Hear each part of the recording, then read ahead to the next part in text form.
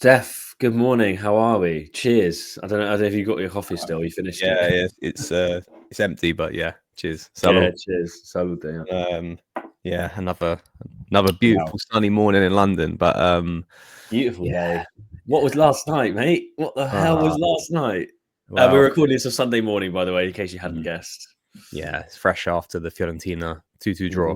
hmm hmm Um, yeah, I mean, I loosely followed the game, and we were in Milan Club London last weekend. Watched the Napoli game, and I think obviously we're beating this one to death here on the season, specifically in the league, where it's just I think we're all over it basically. We just want to fast forward to June, and we're gonna finish no higher probably than 8th, and we're probably gonna finish no lower than 9th or 10th. I'm not too sure. Probably 9th. Yeah, I mean there's a bit of a points gap. You like to I think, think we're staying where we are, I reckon. but ultimately, I mean, if it's 9th or 10th, I don't really care. But yeah, there's nothing there, and it's yeah, there's a lot to talk about specifically. I mean, across the season, and I think like the Champions League, obviously we crashed out of that, but I think the difference between kind of like that and the Scudetto, sorry, the Serie A, not the Scudetto, because you've got to be in the race to actually be part of that, if you want to call it that. But Yeah, go on.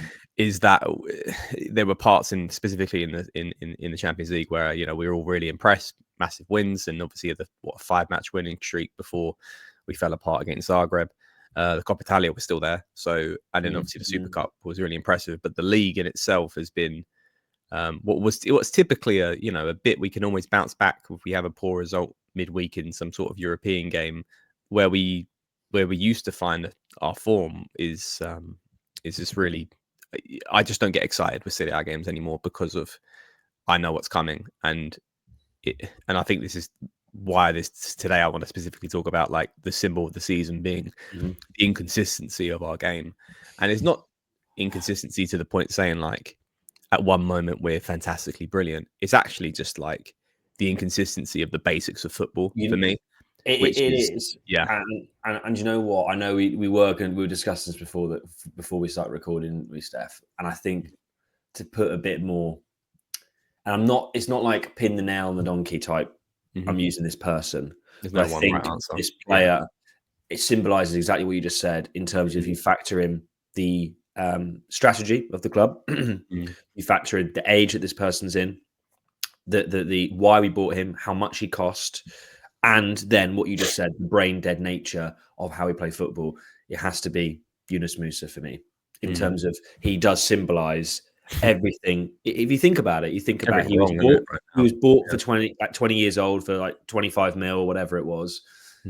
Young potential, but and he is not the only one guilty of this. So please, guys listening, I'm not scapegoating him as such, but because he was yoinked off again as a midfielder, 30 minutes into the game for the second time this season, that's damning. I'm sorry, that is so damning. He symbolizes everything that is wrong with our team and club if you factor in all those things. And then most importantly, the brain dead IQ, which we're going to go on, which he is not the only one guilty of. It's just that for me, and I think we discussed, he does symbolize that. He really, really does. So yeah, Steph, I'm going to ask you why to just speak about Musa to start off with, because I think it has to be spoken about.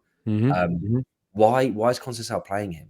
Why are you taking him and then bringing him off after 30 minutes? It was less than that, actually. It was 28 or something, wasn't it? Yeah. I think he finished with like a 4.6% rating as well on all these like foot mobs or whatever it is. Sofa score, but I'm not too sure whether I don't really look at reviews, but I mean it's undeniable when you see something that low. But why is he playing him? I think the answer comes down to an issue I think if we go back to Pioli had, which was balance in the side. And I'm not saying it's the fault of the player I'm going to mention is because why Moose is playing.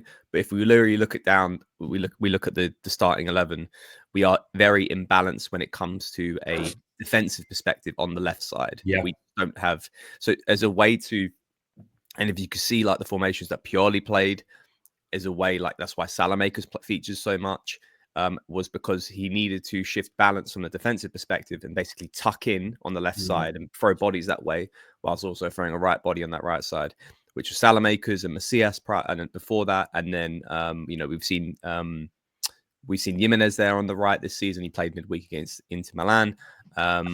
Basically, it's like a right wing back, basically, which then allows us to defend as a back five, and then obviously from attack perspective, we don't need to get Leao going up and down that left flank, and something he's not obviously comfortable in doing, and or even capable of doing. So I think to answer the question, why do we have someone? I guess the starting point of in a sort of a right wing back position. I think the answer is because of the balance element. Now, the second question to this is why Musa? And why not Jimenez?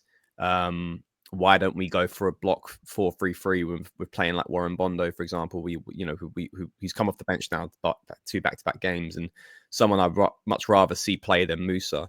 I can't answer that question. I can't answer why Musa plays above Jimenez and Bondo. I really can't answer that. When I can only think that what goes through Contesal's mind is he sees someone that runs a lot.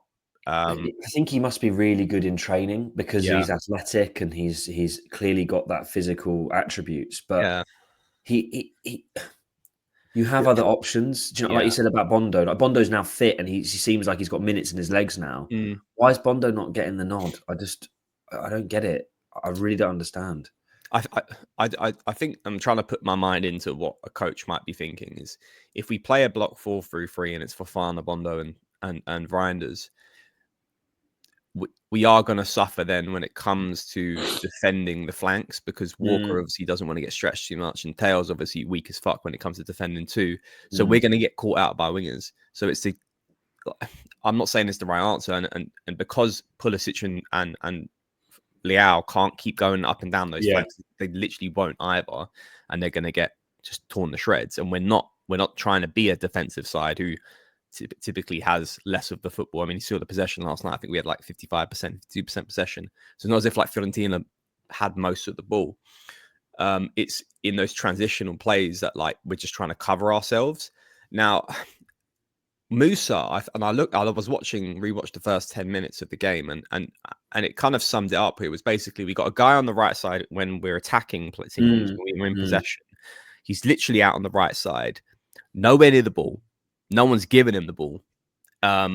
He's literally only there to pick up the ball if we somehow win the ball back in sort of when the other team's in possession, and you can somehow like transition it into an attack. You can run quickly with it. Basically getting back off the ball.